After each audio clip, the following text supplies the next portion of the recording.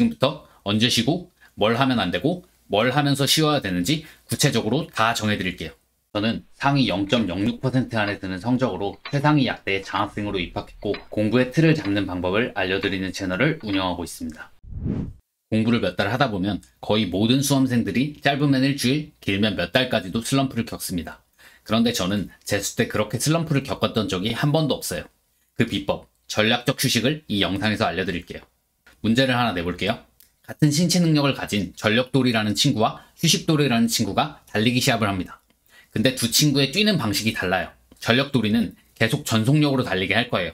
그렇게 달리다가 더 이상 못 달릴 정도로 힘들다 싶을 때만 잠깐 숨을 고르고 바로 또 전속력으로 달리게 할 거예요. 휴식돌이는 적당한 속력으로 달리게 할 거예요. 그렇게 달리다가 200m마다 약간의 휴식을 가지게 할 거예요.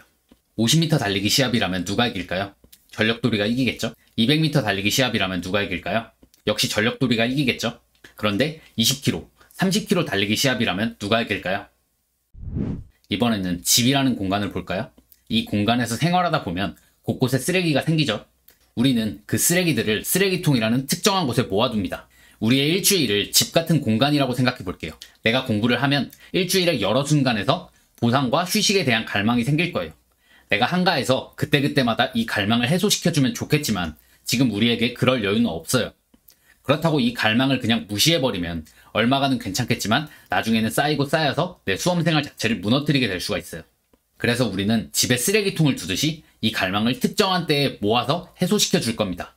이렇게 내가 공부를 더 잘하기 위해서 쉬어주는 것, 그리고 앞에 달리기 문제에서처럼 장거리를 완주하기 위해 쉬어주는 것을 여기서는 전략적 휴식이라고 부를 거예요. 그래서 전략적 휴식, 어떻게 하면 되는 걸까요? 지금부터 언제 쉬고 뭘 하면 안 되고 뭘 하면서 쉬어야 되는지 구체적으로 다 정해드릴게요. 언제 쉬면 될까요? 일요일 저녁 6시쯤부터 자기 전까지 쉬시면 됩니다. 딱 저녁 식사 시간부터예요. 왜 하필 일요일이고 저녁일까요? 아침에 쉬면 뒤에 있을 공부에 대한 압박감 때문에 제대로 쉬지 못하게 됩니다. 또 어차피 일어나봤자 오늘은 쉬는 시간이니까 아침에 더 자고 싶은 마음이 들어요. 그러다 실제로 더 잡니다. 그러면 수면 패턴도 깨지고 잡고 있던 긴장의 끈이 풀려서 수행 능력도 떨어집니다. 제대로 쉬었다는 생각이 들기도 전에 일주일에 한 번밖에 안 오는 귀한 쉬는 시간이 그냥 지나가 버려요. 그리고 통상적으로 월요일을 한 주의 시작으로 잡죠. 한 주를 마무리하고 일요일 저녁에 보상을 해주는 체계를 만들어주는 것이 좋기 때문에 일요일 저녁에 쉬라고 말씀드리는 겁니다. 불안감을 많이 느끼시는 분들은 너무 많이 쉬는 것 아닌가? 이런 의문이 생기실 수도 있어요. 그래 보이지만 사실 그렇지 않습니다. 일요일 저녁에 쭉 공부를 한다고 해볼게요. 6시부터 7시까지 밥을 먹고 밤까지 공부를 한다고 했을 때 추가되는 순 공부 시간은 3시간에서 많아야 4시간이에요. 이 3, 4시간을 써서 나에게 전략적 휴식을 주지 않으면 이 욕망은 일주일 전체에 퍼지겠죠. 그런데 이렇게 불규칙하게 퍼진 욕망들은 작아 보여도 작게 끝나지 않는 경우가 많아요. 10분, 20분만 놀자고 했던 게 1시간이 되고 2시간이 되는 경험은 많이 해보셨을 거예요. 그래서 확실한 휴식 시간을 두고 공부 시간과 전략적 휴식 시간을 분리해 주시는 것이 좋습니다. 진짜 중요한 얘기를 해볼게요. 이 시간에 뭘 하면 안 되는가? 권장하지 않는 여가의 성격은 이래요. 첫 번째, 지나치게 몰입하게 되는 것. 두 번째, 과도한 정신적 스트레스를 동반하는 것. 세 번째, 변수가 될 수 있는 것. 뭐가 있을까요? 게임, 친구 만나기, 과음, 무리한 신체 활동 같은 것들이 있겠네요. 너무너무 재밌는 것은 하지 않는 것이 좋아요. 게임을 예로 들어 설명해 볼게요. 롤이나 오버워치 같은 게임을 보면 중요한 순간에 엄청난 몰입을 요구해요. 그렇게 몰입을 반복하다 게임을 마치면 진이 빠지는 느낌이 들어요. 게임하는 중에는 못 느낄 수도 있지만 엄청난 정신적 피로를 동반합니다. 우리의 본업인 공부가 엄청난 몰입을 요구하는데 전략적 휴식 시간에 이 몰입력을 너무 써버리는 것은 휴식의 취지에 맞지 않겠죠. 그리고 정신적 스트레스를 동반하기도 해요. 마찬가지로 롤이나 오버워치를 예로 들게요. 이런 게임들은 여러분의 승률이 50%로 수렴하도록 시스템이 짜여져 있어요. 평균적으로 5판을 이기면 5판은 진다는 거예요. 즉, 내 뜻대로 되지 않는 시간이 절반은 된다는 거죠. 지면서도 재밌는 판은 사실 많이 없어요. 일주일 동안의 공부를 잘 하기 위해 전략적으로 쉬어주는 시간에 반이 그런 시간이라면 과연 잘 쉬었다고 할 수 있을까요? 이번엔 변수에 대한 얘기를 해볼게요. 수험생활은 변수와의 싸움입니다. 최대한 변수 없이 나의 플랜대로 지속 가능한 공부를 하는 것이 가장 합격에 가까워지는 길이에요. 그런데 그 변수 중 가장 영향력이 큰 것이 타인입니다. 나를 컨트롤하는 것도 쉽지는 않지만 타인을 내 뜻대로 컨트롤하는 것은 거의 불가능에 가깝습니다. 타인이 변수를 만드는 예시가 무엇이 있을까요? 전략적 휴식 시간에 친구를 만나서 논다고 가정해볼게요. 이건 다 같이 수험생인 중고등학생 분들보다는 친구들과 따로 시험을 준비하시는 성인 수험생 분들이 많이 공감하실 거예요. 대화를 하다 보면 여러 이야기가 나오죠. 그 중에는 친구는 아무 생각 없이 한 말인데도 거슬리는 얘기도 있을 것이고, 당장은 같이 웃고 지나갔지만 며칠 뒤 책상에 앉았을 때 생각나서 공부를 못하게 되는 얘기들도 있을 거예요. 이러면 멘탈이 깨진다는 변수가 생깁니다. 왜 그럴까요? 수험생이라는 신분은 멘탈이 탄탄하기가 어려운 신분이기 때문이에요.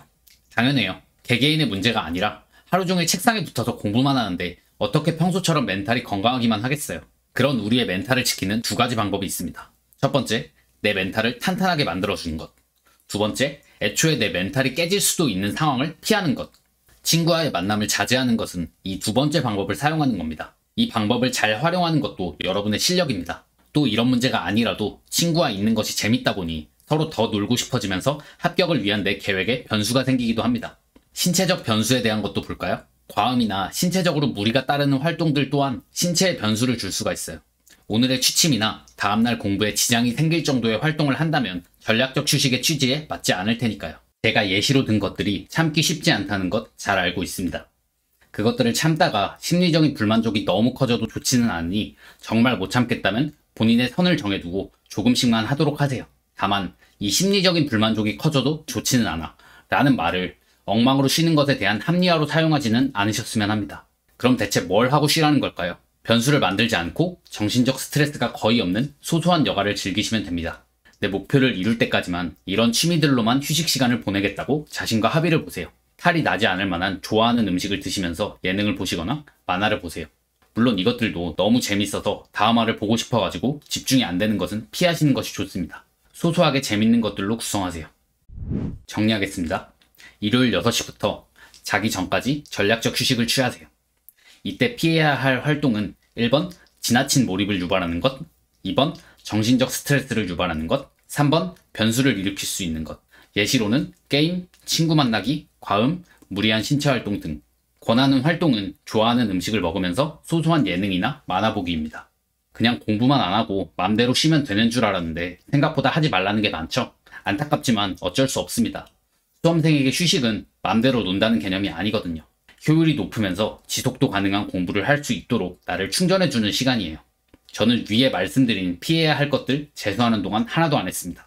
답답하겠지만 익숙해지면 나름 할만합니다. 목표에 다가갈 수 있는 최적의 휴식 방법을 구체적으로 알려드렸으니 진짜 간절하시다면 이대로만 쉬세요.